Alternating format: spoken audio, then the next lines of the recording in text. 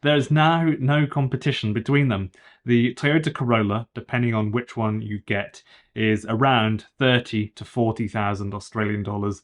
The MG4 is 38,990 here in Australia. And in the UK, it's actually £26,995. With the LFP battery, and depending on your state, here in Australia, you can get a rebate. So in Queensland, currently $6,000 cash off, which is fantastic. But the rebate will run out after 7 or 8,000 vehicles or so. Try and buy sooner if you want to try and guarantee the rebate. There is only $45 million, not pounds, dollars in the pot, so that will run out. Nearer to the end of the video, I'll compare running costs for 200,000 kilometers of driving and the depreciation. So stick around toward the end for that bit. It's quite interesting, it's quite revealing, especially if you're new to EVs, then this is going to be quite interesting. Hello folks, welcome back to the channel. I'm Ben Alexander. Thanks for tuning in. I'm here in very sunny Brisbane in Queensland. And winter is here now, technically, even though it's 21 degrees outside again. So it's been great to be able to go outside. And the summer is really hot in Queensland here, so it's nice to get that break from the extreme heat from the Queensland summer. So with things as they are now, it's a no-brainer that people will go out and buy an EV such as the MG4. Literally everyone who has one loves it. All over the internet, wherever you look, basically people love it. And the only bad thing that I've heard, there are two technically. One of them is the seats. There's no lumbar support on the seats, and that's it. And then you've got a couple of people here and there having niggles with charging speeds. Generally, they just aren't happy with it being the speed that it is that they're getting. They just kind of want a bit more, but it is still all right. It's still usable. I've been in one, and I see why it's a really good car. I see why people love it. They are very well balanced to drive, and they, to me, just feel like a premium vehicle labelled as a budget vehicle. So yesterday, you may have seen, I ran a poll on YouTube on the community section. A lot of you voted, so thank you for that. The poll said, do you think the MG4 is a budget vehicle or not? So I kind of left a couple of questions in there, I suppose. 75% of you said, yes, we do think it's a budget vehicle. So the reason I asked that question and made the poll in the first place is to gauge what do people think of the MG4, to see if they do or don't identify it as budget. It is marketed as a budget vehicle, but as far as I can see, by my standards, it's way better than something that I imagined would ever be considered a budget vehicle. It's great to look at. It drives very, very, very well. It has plenty of power, big range. Inside, it's lovely. And it's positively, I would say, swanky. So, to be honest, my idea of a budget vehicle is a small, dinky car, sort of maybe kind of like a Honda Jazz. So I think everyone agrees it's a nice place to be. So it begs the question, why would someone go out and buy a petrol-powered Toyota Corolla in 2023? Even a hybrid Corolla, it just makes no sense to do this to me. So even if you don't use solar panels at home to charge it up, it is cheaper to run an MG4 than a Corolla if you just pay the electric prices straight out of the grid at your house from the plug. And the depreciation of the MG4 will be similar, if not better, I think, than that of the Toyota Corolla. Even Toyota being the reliability powerhouse that it is, there is what is referred to as the Toyota tax. Basically, there is generally a premium to pay in the used car market because the demand is a bit higher than it is for other brands, usually for Toyota. Until recently, anyway. Especially people in the UK have been really enjoying driving the MG4 over there because the way that it feels, and I guess the motor at the back also gives it a sort of BMW-esque feel. That's what I would say that it sort of feels, a little bit like. The way that it comes out of corners, because it does drive fantastic. So it makes sense that driving on a British B road would be great fun.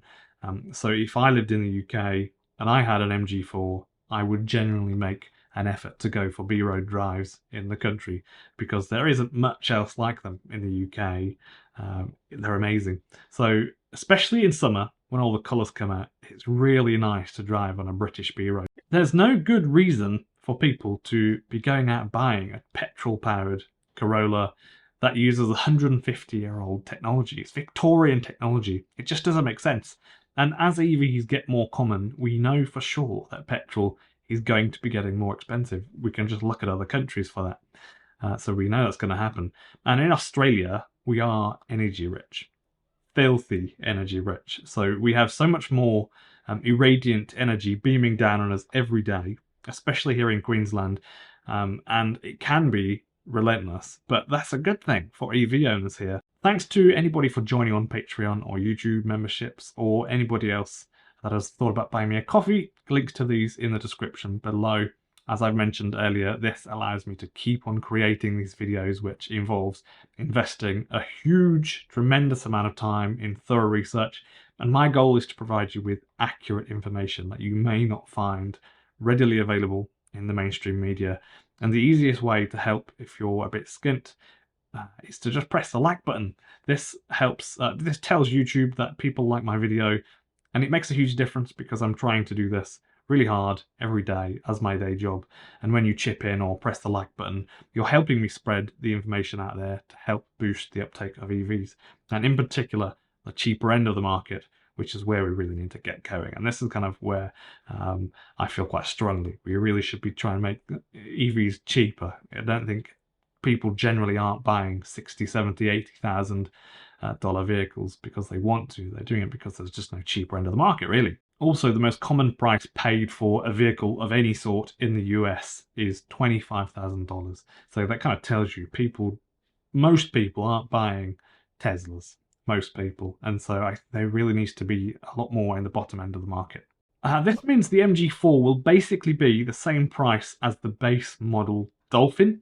Both are great cars. I've been in them both, but the MG4 is fantastic value, really, really fantastic value. And if you don't mind it having slightly less good charging performance than is actually claimed by the manufacturer, then it's going to be a fantastic car here in Australia. Don't get me wrong, it's still fine to use, but the charging is noted often online as just not being as good as it claims. The BYD Dolphin isn't really a direct competitor for the MG4, but it is definitely competition because, to be fair, in Australia there aren't many choices for EVs, and if someone wants to go out and buy one, if they don't fancy the MG4, they can still go out and consider the Dolphin. But on paper, it isn't really a competitor, but in reality, I think it is, because the Dolphin comes with a good-sized battery. It's quite light, it's efficient as it drives down the road, so the range on the Dolphin and the range on the MG4 actually kind of do make them competitors. So it's a funny thing, fighting for the money of the same customers. Some people will have seen the Atto 3 perhaps that a family or friend has, and they might just kind of insist on having a Dolphin or the Atto 3 rather than the MG4 just because they've got that connection and a kind of a referral, or like someone's in their family has thumbed it up. So let's look at running costs and depreciation, because this is a really interesting part. Industry experts CAP reckon that the MG4 SE long range will retain up to 64.6% of its value after 3 years. They also estimate the Corolla will retain up to 64.9% of its value after 3 years. However, we have to consider the situation in the coming years, which will alter the market, and also it may be that they will be something similar, or the MG4 I suspect may actually be doing better than the Corolla, because people will not be happy in the coming years when petrol gets higher, like over $2 per litre, for example, and they could have been driving an EV for considerably less money. So this brings us on to running costs. Here in Queensland, 1 kilowatt hour of electricity bought from the grid is between 18 and 25 cents per kilowatt hour. So let's assume 25 cents per kilowatt hour, flat fee. And we don't use solar to power it. 200,000 kilometers to drive. The MG4 will cost around $7,500 here in Queensland. I worked that out at 150 kilowatt hour per 1,000 kilometers. So just rough rudimentary math. In the Corolla, the petrol cost at today's prices, if the price just stayed at today's prices and didn't go up and didn't fluctuate, would be around $23,000 or so.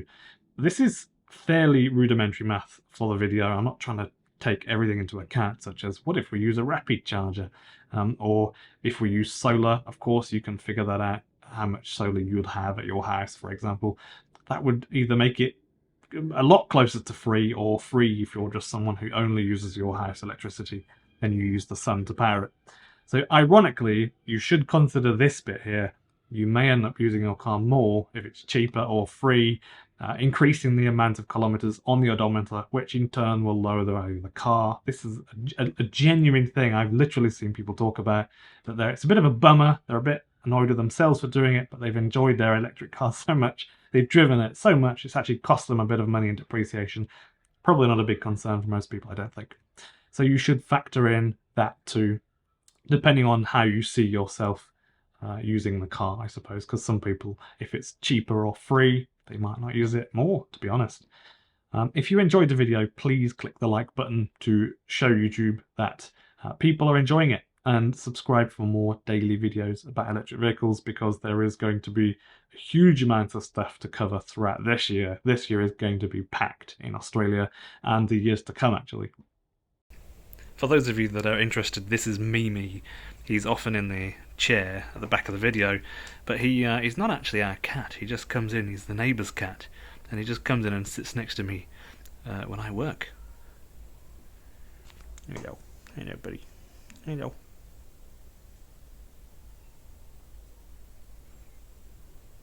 He's a really awesome cat.